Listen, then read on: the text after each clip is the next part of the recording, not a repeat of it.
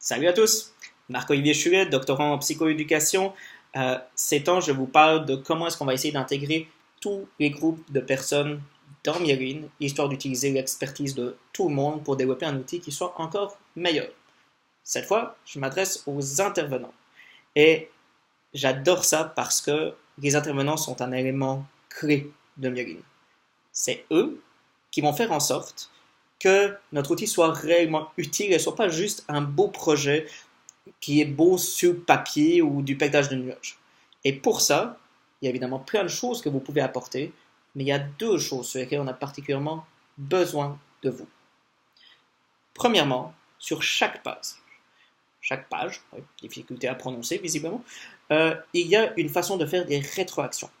Et on a besoin de vos rétroactions, surtout sur tout ce qui touche les interventions.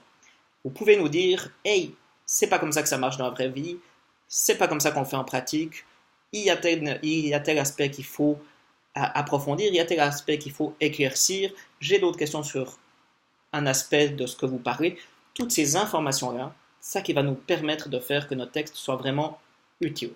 Donc ça, c'est fondamental. Je ne peux même pas vous dire à quel point c'est important d'avoir un maximum d'intervenants qui travaillent là-dessus, qui participent d'une façon ou d'une autre. La deuxième chose, c'est qu'on va laisser une place pour que vous puissiez nous proposer des interventions.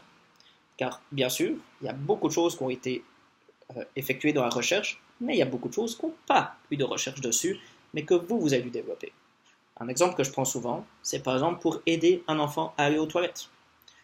Pas beaucoup de recherche là-dessus, pourtant c'est plus ou moins sûr que c'est quelque chose sur lequel vous avez sûrement travaillé. Nous, on ne les connaît pas, ces techniques-là que vous avez développées. Donc, on va laisser un espace où vous pourrez nous parler de ces techniques. Ensuite, c'est sûr que ça passera par un comité scientifique juste comme objectif de voir si ça correspond logiquement à ce qu'on connaît en sciences. Pas plus, on va éviter que quelqu'un nous dise « Youpi douche, lui a permis d'aller sur les toilettes grâce à des ondes magiques de je ne sais pas quoi ». Un comité éthique, par précaution, avec des représentants des intervenants, mais aussi des représentants de personnes autistes et de leurs familles. Et tout sera rendu accessible à tout le monde, en précisant que pour le moment, il n'y a pas de recherche dessus. Mais par contre, ce qui est intéressant, c'est que si on voit que beaucoup d'intervenants nous proposent quelque chose, ça va être un bon argument pour nous, pour aller voir justement le milieu de la recherche et de dire, écoutez, ça a été développé dans la pratique, ça a l'air de bien marcher, faites des recherches dessus. Ça, complétez ce qu'on a dans la recherche par votre expertise, votre connaissance des interventions, c'est un rôle majeur. On va vraiment avoir besoin de vous là-dessus. Et honnêtement, en plus, je trouve qu'il y a un côté beau là-dedans. Toute cette expertise que vous avez pour le moment n'est pas encore rendue utile à tout le monde. Là, on peut le rendre utile à tous.